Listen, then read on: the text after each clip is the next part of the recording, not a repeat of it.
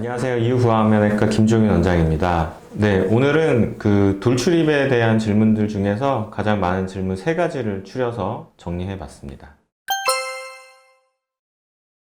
실제로 의학적으로 봤을 때 교정이 더 유리한 경우랑 수술이 더 유리한 경우는 정확히 나뉘어 있기는 해요. 뼈의 위치를 좀 바꿔줘야 된다, 이러면 사실 수술이 더 맞고요. 뼈의 위치는 괜찮은데 치아들의 각도라든지 치아의 위치라든지 이런 것만 좀 바꿔주면 돌출입이 해결될 수 있겠다, 이러면 교정을 하시면 돼요. 보통은 이제 뼈가 나와 있을 때 이 코 아래쪽에 있는 부분, 그 인중 부분에 있는 뼈가 나와 있으면서 돌출입이면 치아 교정을 해서 입을 넣더라도 그 부분에 돌출감이 결국 남게 되거든요. 두 번째로 그 돌출입이 있는데 돌출입 말고 좀 다른 증상들, 만약에 비대칭이 있다든지 긴 얼굴이 있다든지 주걱턱이 있다든지 무턱이 좀 심하다든지 이런 것들과 같이 돌출입 증상이 있다면 교정으로 해결하기가 조금 어렵죠. 그래서 내가 교정을 하고 나서 주걱턱이나 비대칭이나 긴 얼굴이 남아도 괜찮다 라고 하면 교정을 선택할 수가 있는데, 이게 사실 생각보다 돌출입을 교정했는데 나머지들이 좀 남아있으면 좀 이상해요.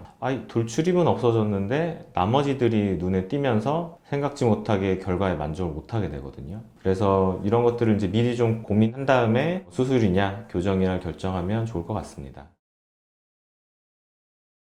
옛날에는 이제 치아의 힘을 이용해서 서로 뭐 앞니가 뒷니를 끌어주고 뒷니가 앞니를 끌어주고 이렇게 하면서 이제 움직이면서 교정을 했었는데, 미니스크류를 뼈에 심어서 치아를 단독으로 원하는 자리로 이렇게 막 움직일 수 있는 게 생겼기 때문에 과거에 안 되던 것들이 교정으로 요즘에 많이 돼요. 그 다음에 실제로 뼈도 치아를 따라서 어느 정도 조금 움직이거든요. 뼈도 움직여줄 수 있다, 이게 무조건 틀린 말은 아니지만 그 양을 정확히 확인을 해야 돼요. 1mm를 움직였어도 뼈를 움직인 거고요, 5mm를 움직였어도 뼈를 움직인 건데, 사실은 5mm 정도 이동이 필요한 뼈인데 교정을 통해서 1mm를 옮겼어요. 그러면 결과적으로 뼈를 옮기긴 했지만 그 결과를 만족할 수 없을 수 있거든요. 그래서 내 상황이 지금 어떤 건지에 따라서 교정을 할지 수술할지 결정해야 되고요. 교정을 잘하는 병원과 못하는 병원에서도 결과의 차이가 많이 있습니다.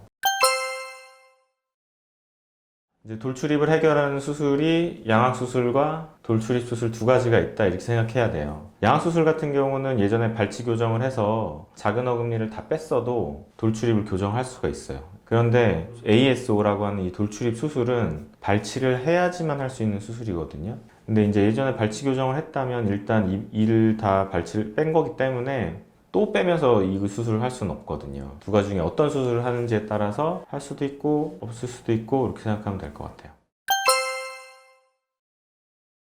얼굴이 좀 상대적이어서 어디가 이제 들어가면 딴 데가 좀 나아 보이고, 또 어떤 부분을 좀 꺼내주면 좀 튀어나와 있는 느낌이 좀 들어가고, 이런 게 있어요. 그래서 현재 돌출입의 느낌이 있을 때 턱 끝을 전진술을 해서 꺼내주면 입이 약간 들어가 보이는 느낌을 주죠. 그래서 실질적으로 돌출입이 있을 때 무턱 수술을 해서 턱끝 전진을 시켜주면 돌출입이 조금 감소되는 효과가 있습니다. 가장 효과가 좋은 거는 입이 실제로 나와 있지 않을 때예요. 입이 원래 나온 게 아닌데 무턱 때문에 입이 나온 것처럼 보일 때, 이럴 때는 턱끝 수술만을 통해서 모든 게 완벽하게 해결이 되죠. 그런데 이제 조금 어색한 경우는 실제로 입이 나와 있을 때, 사실은 턱이 무턱은 아닌 거예요. 입이 이렇게 탁 나와가지고 상대적으로 무턱처럼 보이는 사람이 턱끝 전진술을 했다, 전체적으로 봤을 때는 조금 어색한 얼굴이 되죠. 그래서 턱도 나온 거고 입도 나오고 이런 얼굴이 되는 거예요. 지금 현재 내가 왜 돌출입인지에 따라서 무턱 수술이 적합할 수도 있고 돌출입을 해결해야 되는 게 적합할 수도 있어요. 우선 이제 무턱인 경우에는 치아의 각도가 앞니가 막 뻗어져 있지 않은 경우가 대부분이에요. 그리고 2번째는 이제 치아의 관계인데요. 만약에 내 이를 어금니를 딱 물었는데 아랫니가 아예 안 보인다든지 이런데 내가 돌출감을 느낀다, 이러면은 입이 돌출된 것보다는 무턱일 가능성이 많습니다. 이제 반대로 진짜로 돌출입인 경우는 언제냐면 치아의 각도가 좀 뻗어져 있을 때, 이런 경우에는 이제 무턱이라기보다 이제 돌출입일 가능성이 높고요. 그다음 2번째는 웃을 때 잇몸이 좀 많이 보이거나 긴 얼굴을 좀 가지고 있거나 이러면은 실제로 돌출입일 가능성이 많아요, 무턱인 것보다는. 이 기준에서 평가를 해보고 자가 진단을 해보면 도움이 될 것 같아요.